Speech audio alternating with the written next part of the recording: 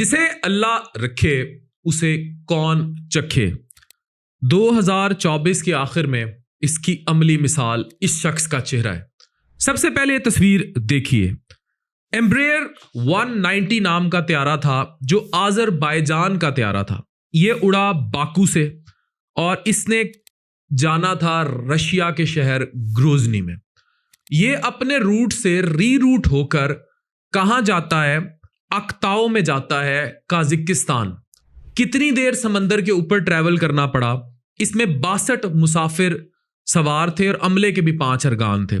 بدھ کے روز ہنگامی landing. اکتاؤ Kazakhstan سے 3 کلومیٹر 1.8 میل دور گر کر یہ تباہ ہو جاتا ہے.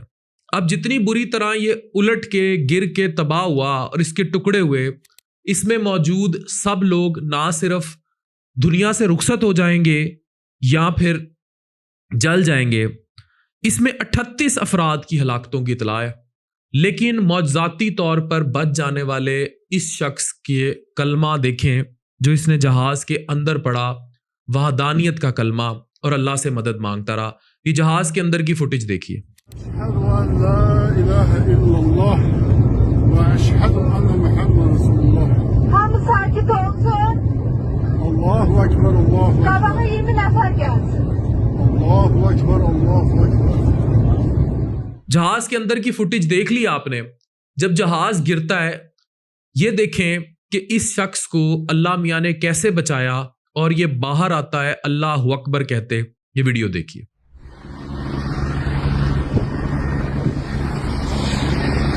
Allahu ekber. جسے اللہ رکھے اسے کون چکھے. یہ ہے اللہ کی وحدانیت پر ایمان اور اس کا عملی مظاہرہ. کب؟ 2024 کے آخر میں، جب دنیا مادیت پرستی کا شکار ہے. اچھا، میں کیونکہ ہم یہ ڈیٹا سرچ کر رہے تھے، ویڈیو میں ہم نے آپ کو یہی بتانا تھا جو ہم نے باور کرا دیا کہ آپ نے نماز، قرآن اور دوسرے جہاں کے قریب کیسے رہنا ہے. لیکن یہ جو پیسنجر پلین تھا اس پر بہت زیادہ انویسٹیگیشن کی جا رہی ہے. الجزیرہ نے پورا ایک آرٹیکل لکھا ہے اور وہ یہ کہتا ہے کہ اگر یہ ری روٹ ہوا تھا جس میں بہت سارے مسئلے بتائے جا رہے ہیں کہ دھند کا مسئلہ تھا یا کوئی پرندے سے ٹکرایا تھا، تو یہ اتنا ری روٹ کیسے ہو گیا کہ اس کو قریب کہیں لینڈنگ کی جگہ نہیں دی گئی اور یہ سیدھا پورا یہ سمندر ٹریول کر کے اکتاؤ قازقستان جا کر گرا.